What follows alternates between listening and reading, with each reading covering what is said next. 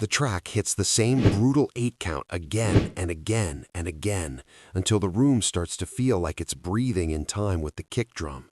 A long rehearsal hall, mirrored walls, tape marks on the floor like tiny borders you're not allowed to cross. At the front, Michael Jackson stands near a metal music stand and a small talkback mic, eyes locked on the line of bodies moving behind him. Then something slips. One backup dancer lands half a beat late, and the whole formation ripples like a sheet yanked from a bed. A stage manager's finger hovers over the stop button on the playback deck. A choreographer's jaw tightens. The air changes in a way every performer recognizes, the moment right before blame finds a target. Michael's hand lifts. Not a wave, not a flourish, just 2 fingers up like a traffic signal. The music cuts mid-snap. Shoes squeak. Breathing is suddenly loud. He doesn't look at the choreographer first. He looks straight at the dancer. The dancer, sweat on the temples, shoulders still heaving, keeps eyes forward, the way dancers learn to do when they're about to be corrected. One mistake can cost a paycheck. One mistake can cost a tour slot. Under those fluorescent lights, it's not just rhythm on the line. It's rent money. It's a career. It's a name on a call sheet that can disappear without a trace. The dancer's hands hover at the sides like they're afraid to move wrong again. On the far wall, a digital clock burns red numbers that don't care about nerves, rehearsal time, overtime, budget. A production assistant flips a clipboard page, the paper crackling like a warning. Every minute in that room is expensive. Every pause is an argument with promoters, insurers, and schedules that don't bend for human bodies. The talkback mic sits there like a tiny judge, ready to turn one person's voice into a rule everyone must follow. Days earlier, before that raised hand, before the stop, this same room had been a different kind of tense. New faces were still learning the geography of power, where Michael liked to stand, where the choreographer posted counts, where security leaned like statues. The sound system had been tested with short bursts, the kind that punch the chest. Someone had rolled in garment racks with identical jackets sealed in plastic, costumes waiting like uniforms. The message was clear without being spoken. This machine runs because everyone stays replaceable. In the wider world outside the rehearsal hall, the pressure wasn't just artistic. Fame at that level comes with contracts thick as phone books and expectations thicker than that. TV crews want clean footage, labels want perfection that sounds effortless, sponsors want safety, nothing unpredictable, nothing human. And when a black superstar carries the weight of global attention, every flaw gets treated like evidence by critics, by tabloids, by people who never stepped on a tape mark in their lives. The stakes weren't only about a show, they were about control of a story. Inside the hall, hierarchy had its own choreography. The choreographer's voice cut through the speakers like a metronome. From the top, hold the line, again. Dancers nodded, thirsty for approval, terrified of becoming the problem. A costume designer watched from behind a rolling rack, measuring bodies with quiet eyes. A lighting tech adjusted a panel, and the dimmer sliders looked like levers on a cockpit. Everyone had a job, everyone had a place. Most people weren't allowed to stop anything. Then the dancer in question started slipping, not dramatically, not lazily, but in the way fatigue shows up in small betrayals, a knee that doesn't lock, a turn that comes a fraction short, a breath that arrives too late. During a water break, the dancer pressed a palm to the lower back, a quick wince hidden behind a smile. A fellow dancer offered a bottle. The dancer shook the head once, stubborn, trying to stay invisible. In rehearsal culture, injury is a rumor you don't want spreading, because the next rumor is replacement. That's when the whispers began near the playback deck, where people speak like their words might get subpoenaed. "We can't risk it," someone muttered, eyes on the dancer's taped shoes.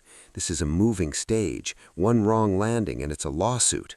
Another voice answered with the cold logic of logistics.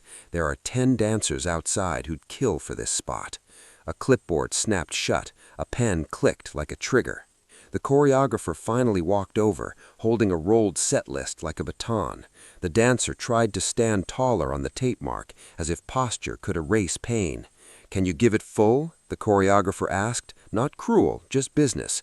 The dancer swallowed and nodded too fast. Yes. That single word hung in the air. Yes, the promise every performer makes, even when the body is negotiating behind their back.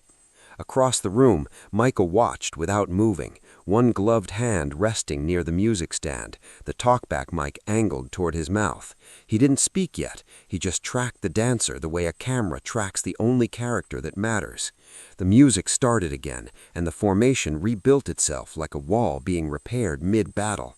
8 counts stacked. Sweat flew. The dancer fought to stay on the grid of tape lines. Then it happened.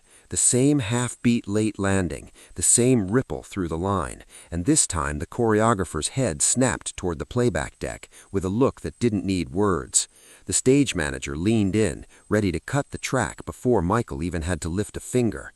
The dancer saw it too, the glance, the verdict forming, and the dancer's mouth opened like an apology was already scheduled.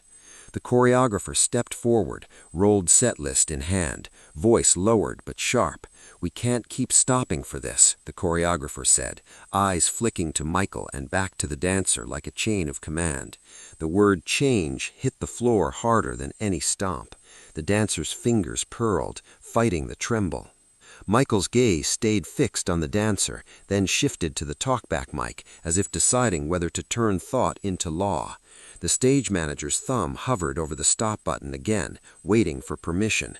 The room held its breath on the red digital clock, and the dancer, still on the tape mark, stood in the exact spot where careers either get saved or quietly erased. The next morning, the same rehearsal hall looked calmer until it didn't. The mirrors were wiped clean. Fresh tape marks had been added, brighter, sharper, like the floor had been redrafted overnight. A new stack of printed schedules sat by the playback deck, each page a reminder that time was not a friend here. The talkback mic was still perched on its stand, angled toward the front like a tiny spotlight waiting for a verdict. That dancer arrived early, too early, and stretched in a corner where the mirrors couldn't fully catch the face. A foam roller squeaked under a calf. A small strip of athletic tape was wrapped around 2 fingers with practiced speed.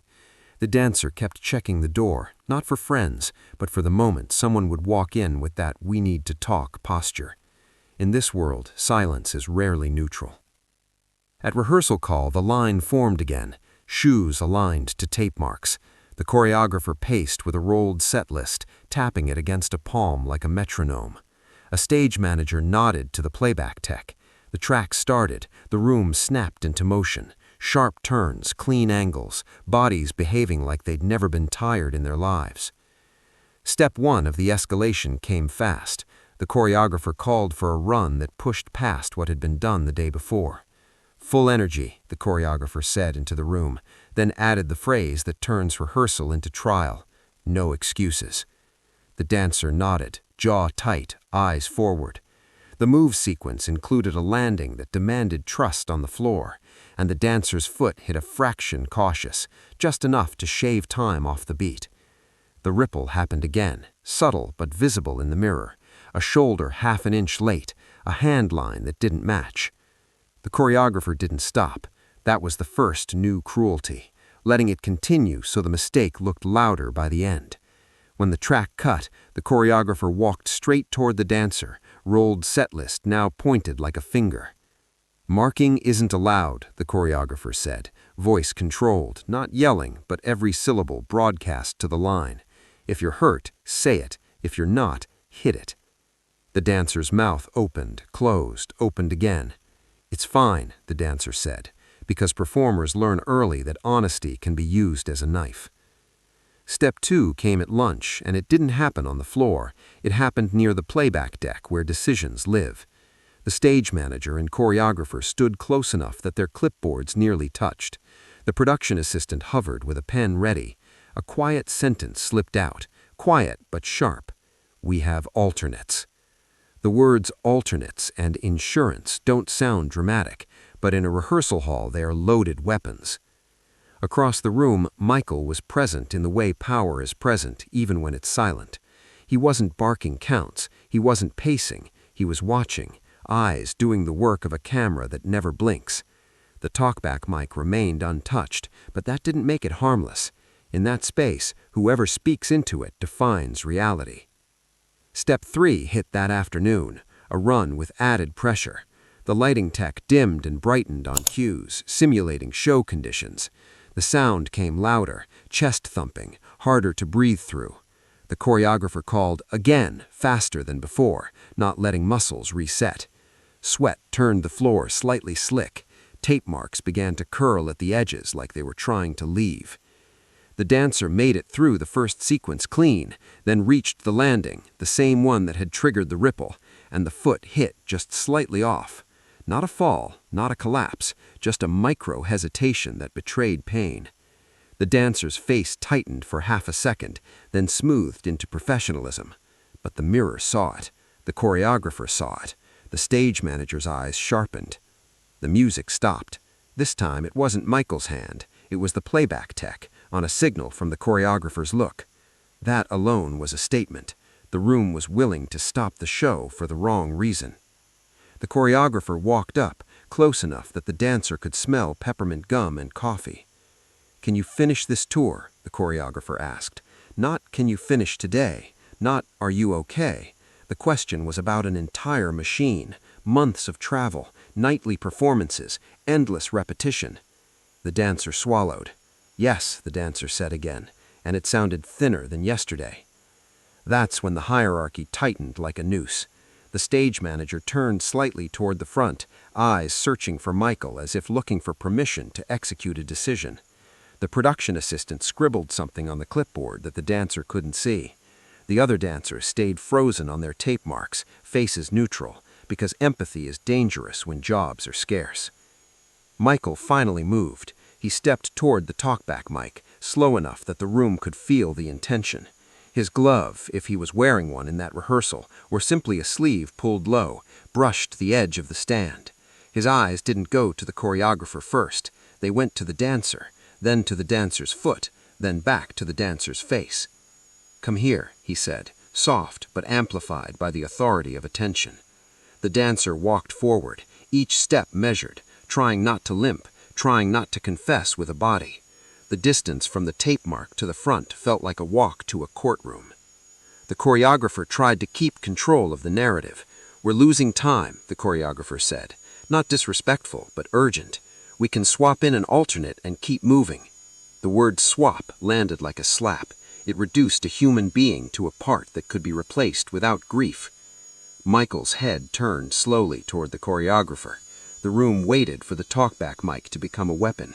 He didn't raise his voice. He didn't posture. He just paused long enough to make the silence heavy, then looked back at the dancer again, like the dancer was the only person in the room whose name mattered. "Show me," Michael said to the dancer, and the instruction was dangerously simple. Not a lecture, not a reprimand, an invitation to truth. The dancer hesitated, because showing meant admitting something. The dancer's hand drifted toward the lower back, then stopped like it wasn't allowed. Michael's fingers lifted again, 2 fingers, the same traffic signal, toward the playback deck. The stage manager leaned forward, ready to cut or restart at his command. The talkback mic waited inches from Michael's mouth, ready to turn the next sentence into law. And the dancer stood right in front of him, breathing hard, caught between the pressure to stay perfect and the reality of a body that wasn't cooperating. The room was seconds away from choosing efficiency over dignity. Michael didn't let the room rush past the truth. The talkback mic sat there like a loaded object, small, harmless looking, but capable of stopping 20 people with a single word. He leaned toward it, then deliberately didn't use it. Instead, he stepped closer to the dancer until the exchange became intimate enough that the mirrors couldn't turn it into gossip. "Where?" he asked, eyes steady, voice low. The dancer's throat worked. A glance flicked toward the choreographer, toward the stage manager, toward the clipboard, like permission had to be requested from the system. Then the dancer finally nodded toward the lower back and the ankle, small gestures that confessed everything without drama. Michael's hand lifted, not to silence the room this time, but to narrow it. He motioned the dancer to the side, away from the tape mark that had become a trap. A production assistant moved as if to intervene, schedule, time, budget, but stopped when Michael's posture made it clear the decision was already made. The key object, the talkback mic, was still there, but the real power was in Michael choosing not to perform authority. He chose precision instead. "Sit," he said, pointing to a black road case near the wall. The dancer sat carefully, like glass. Michael turned his head toward the choreographer, toward the playback deck. 2 fingers lifted again. "Hold," he said. One word, and the room obeyed. The track stayed silent. The rehearsal stopped. The system, built to never pause for weakness, paused anyway. The choreographer tried to reclaim the pace. "We can bring in the alternate," the choreographer said, rolled set list tapping against a palm. "We'll keep the formation clean." Michael looked at the rolled set list, then back at the dancer's taped shoes. "Clean doesn't matter if somebody gets hurt," he said. The sentence wasn't loud. It didn't need volume. It had weight because it rewrote the rules in real time. The body wasn't disposable just because the show was expensive. He crouched slightly, lowering himself physically in front of a backup dancer, and that alone sent a shock through the hierarchy. Superstars don't crouch. Superstars don't adjust their world around a dancer who could be swapped out. But he did it anyway, eyes focused on the dancer's breathing, the way the shoulders rose, the way pain hides in tiny delays. "What happened?" he asked, and the question wasn't an interrogation, it was an opening. The dancer tried to protect the job. "It's nothing," came the automatic answer, same lie performers tell until it becomes a habit. The dancer's fingers gripped the edge of the road case hard enough to whiten. Michael didn't accept nothing. He nodded once, slow. "Nothing turns into something," he said, then added the line that would get repeated later because it sounded like both kindness and warning. "You can't dance scared." The words landed in the mirror and bounced back into everyone's chest. Scared dancing is what happens when people feel replaceable. He stood and finally used the talkback mic, not to punish, but to protect. 5-minute break, he said into it. The speakers carried his voice across the hall with calm finality. No debate, no negotiation. The stage manager exhaled like the floor had been pulled out from under a plan. Dancers drifted to water bottles and towels, but their eyes kept sliding back to that road case like it was the center of gravity. Michael turned to the choreographer, not with anger, but with clarity. "Get the medic," he said, "now." The choreographer hesitated because that meant documentation, and documentation means liability, and liability means money. The dance world loves bodies until bodies cost something. Michael didn't blink. The choreographer nodded and moved. When the medic arrived, bag slung over a shoulder, gloves snapped on, the room's tension changed shape. This wasn't rehearsal tension anymore. This was consequence tension. The dancer's ankle was checked, the lower back assessed, questions asked that forced honesty. The dancer kept looking toward Michael, as if expecting punishment for admitting pain. Michael stayed nearby, arms folded, eyes steady, like a wall between the dancer and the machine. The medic murmured, "You've been pushing through." Not an accusation, an observation. The dancer's eyes dropped. "I didn't want to lose it," the admission came. The word "it" meant everything. The tour, the income, the dream, the rare proximity to history. Michael nodded again, understanding the unspoken economics that make people hurt themselves for applause.